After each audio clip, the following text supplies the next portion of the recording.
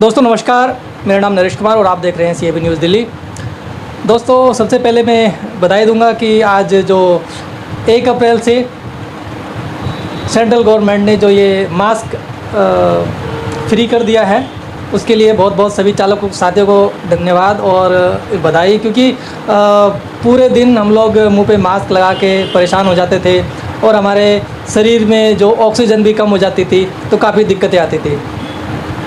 और उसके बाद मैं आपको बता दूं, आज हम भारतीय चला एकता संघ के ऑफिस में बैठे, जैसे कि आप देख सकते हैं हमारे भारतीय चला एकता संघ के अध्यक्ष श्री तेजेंद्र जी यहाँ पर मौजूद हैं। और आज 1 अप्रैल है और 1 अप्रैल को जो पूरे दिल्ली NCR के ट्रांसपोर्टरों ने एक चक्का जाम करने का आह्वान किया था, तो आज हम जानने के लिए यहाँ पर ऑफिस में पहुँचे हैं, मौजूद हैं कि क्या रहा उस चक्का जाम का और क्या क्या रिस्पांस मिले और उससे आगे उनकी क्या क्या नीतियाँ होंगी। तो आइए हम बात करते हैं हमारे भारतीय चला एकता संघ के अध्यक्ष श्री तेजेंद्र जी से।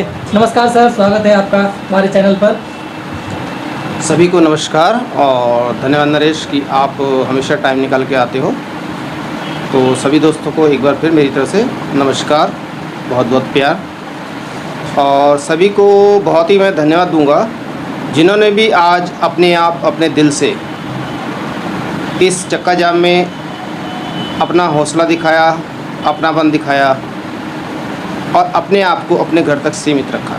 क्योंकि हमने कहा था कि ये चक्का जाम सभी अपने दिल से करें, कोई किसी का साथ ज़बरदस्ती ना करे, कोई किसी की गाड़ी ना रोके, कोई किसी की गाड़ी ना तोड़े। क्योंकि नुकसान अगर होगा तो अपने ड्राइवर भाई का होगा, अपने चालक समाज का होगा। और मुझे खुशी है कि मेरी बात का काफ़ी लोगों ने मान रखा और अंदाज़न 60 से 70% जो रोड पे टैक्सियाँ हैं वो कम दिखी। इसके लिए आज मैंने स्पेशल जो है दिल्ली से गुड़गांव गया और फिर गुड़गांव से वापस दिल्ली आया। तो मुझे ना तो जाते में कहीं ब्रेक मारने की ज़रूरत पड़ी, ना ही आते में कहीं ब्रेक मारने की ज़रूरत पड़ी। मैं करीब 25 मिनट में इफ़को चौक से और अपने ऑफिस तक मैं पहुंच गया नॉन स्टॉप चलते हुए। और ट्रांसपोर्ट की जो गाड़ियां थी, जो लोडिंग गाड़ी थी, वो इक्का दुक्का दिखी और बहुत कम मुझे टैक्सी भी देखने को मिली। और उसमें से जो ज़्यादातर दिखी वो यूपी या हरियाणा नंबर की मुझे मिली। दिल्ली नंबर की शायद ही मैंने कोई टैक्सी का नंबर देखा हो, क्योंकि दिल्ली वाले दिल वाले होते हैं, उन्होंने भी ज़्यादा बात का मान रखा। और हरियाणा और यूपी में शायद कहीं ना कहीं हमारी या तो आवाज़ नहीं पहुंची या उन लोगों को मालूम नहीं पड़ा, और जिनको मालूम पड़ा उन्होंने भी साथ दिया।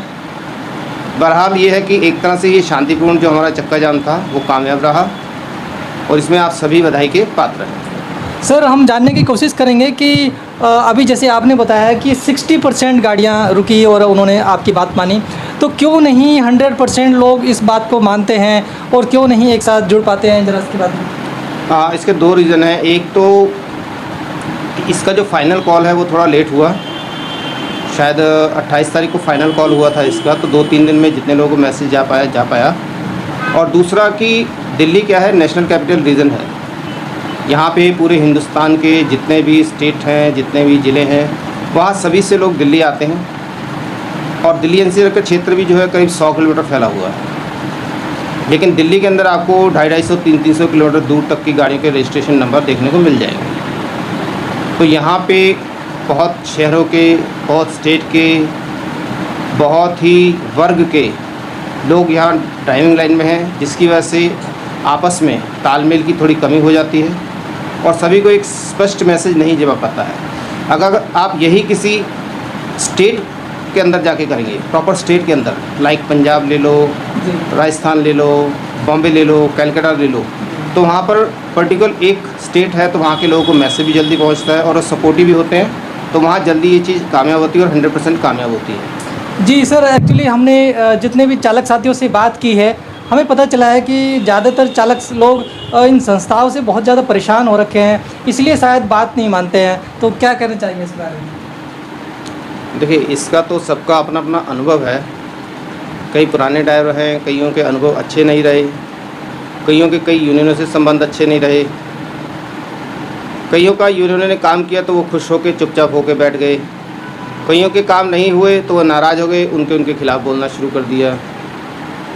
और जो मैंने सबसे बड़ा रीज़न बताया कि ये नेशनल कैपिटल रीजन है, जिसकी वजह से एक वर्ग के लोग नहीं हैं, सभी वर्ग के लोग हैं, तो आपसी तालमेल की भी कमी कहीं ना कहीं रह जाती है, जिसकी वजह से जो 100% रिज़ल्ट है वो नहीं मिल पाता है। जी, अभी बात करें हम ओला उबर की, ठीक है, क्योंकि जो दिल्ली एनसीआर के टैक्सी चालक हैं ज़्यादातर ओला उबर से ही परेशान हैं।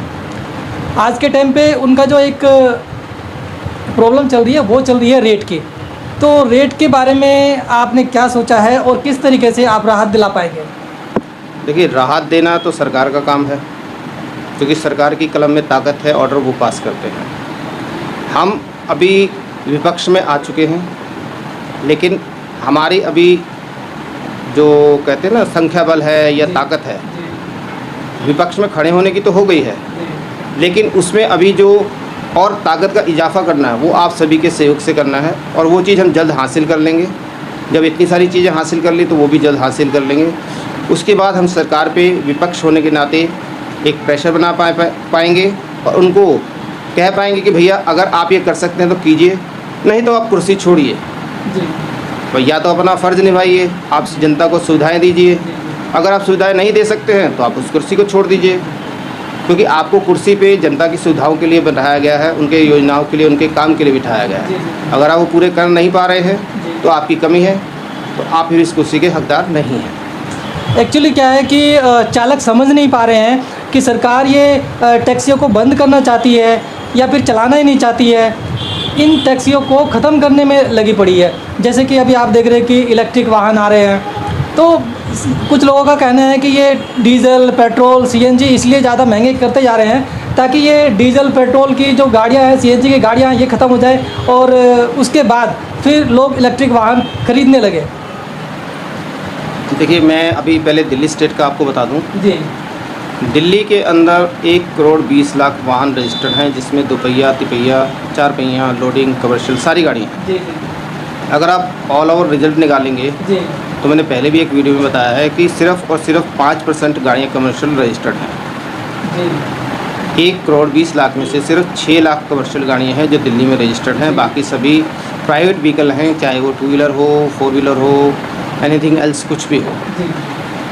और हमको सरकार से यही बोलना है, यही मांग है, उनको यही कहना है कि आप भाई पहले 95% गाड़ी को सुधारिए। आप 5% गाड़ियाँ जो ऑलरेडी सीएनजी से चल रही हैं उनके पीछे क्यों जानबूझ के पड़े हुए हैं? इलेक्ट्रॉनिक आने वाले समय के लिए एक अच्छी चीज़ है, लेकिन पहले आप प्राइवेट गाड़ी को तो कीजिए जिनका रेशो 95% है। 5% तो ऑलरेडी ग्रीन फ्यूल से चल रही हैं, जो कि सरकारों की तरफ से और माननीय सुप्रीम कोर्ट की तरफ से क्लीन फ्यूल के रूप में मान्य है। तो ऑलरेडी जो गाड़ी क्लीन फ्यूल से चल रही हैं, पोल्यूशन रहित सिस्टम से चल रही हैं, तो आप ज़बरदस्ती उसको इलेक्ट्रॉनिक में कन्वर्ट करने पे क्यों तुले हुए हैं?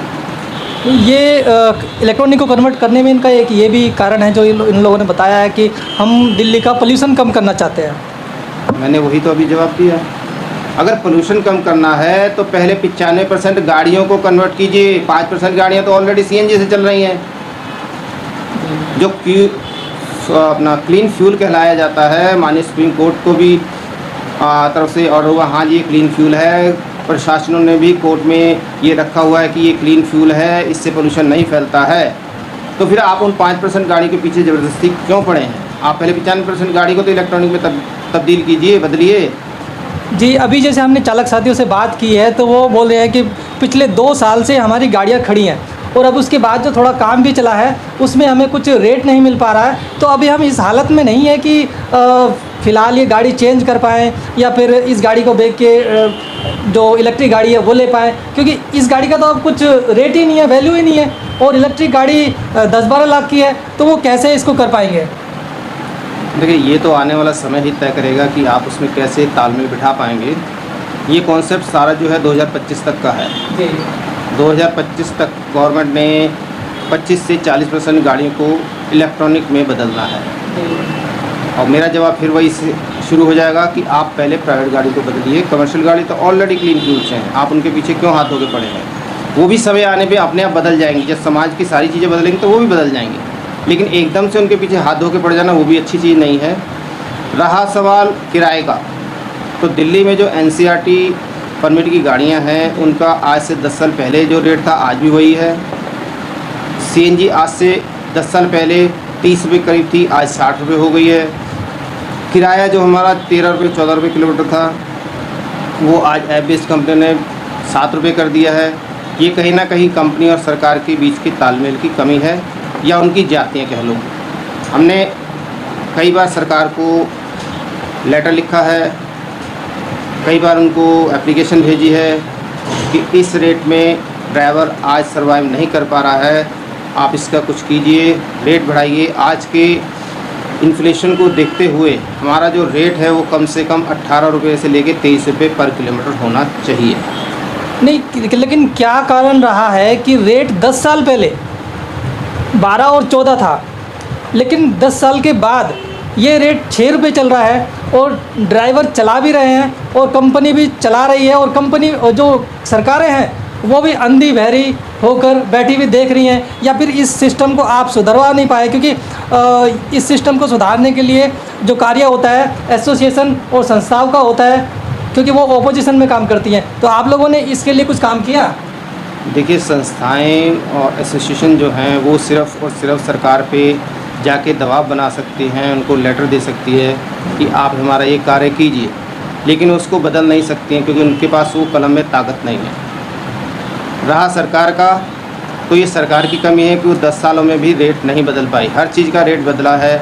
सिलेंडर का आप देखेंगे हर 4 महीने में 6 महीने में रेट बढ़ता है, पेट्रोल का हर हफ्ते रेट बढ़ जाता है, सीएनजी का तो पिछले शायद 1 महीने में कम से कम 10 बार रेट बढ़ा है। ठीक है, तो ये सरकार की कमी है। और रही बात कंपनियों की, तो कंपनियों ने अपने पैसों से गाड़ियाँ नहीं खरीदी हैं, वो ड्राइवर भाइयों ने अपने पैसों से ली हैं, चाहे अपने दोस्तों से लिया हो कर्जा या मकान गिरवी रखा हो, जो भी किया हो। तो किस्तें उनको भरनी है।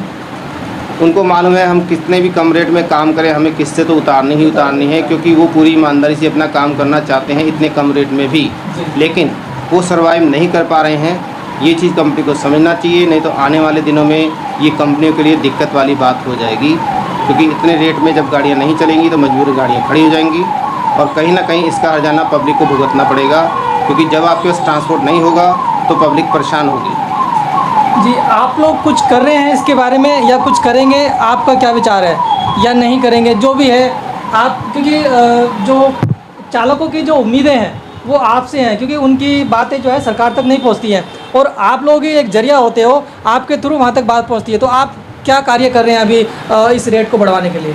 जैसे मैंने कहा कि आप सभी की एकता और संख्या बल से ही सब कुछ संभव है, तो आप अपनी एकता और संख्या बल बढ़ाएं। इस कड़ी में जैसे मैंने बताया कि हमने एक पार्टी भी रजिस्टर कर दी है, जन सेवा ड्राइवर पार्टी के नाम से, जो सभी जनता की सेवा करते हुए ड्राइवर भाइयों ने बनाई है।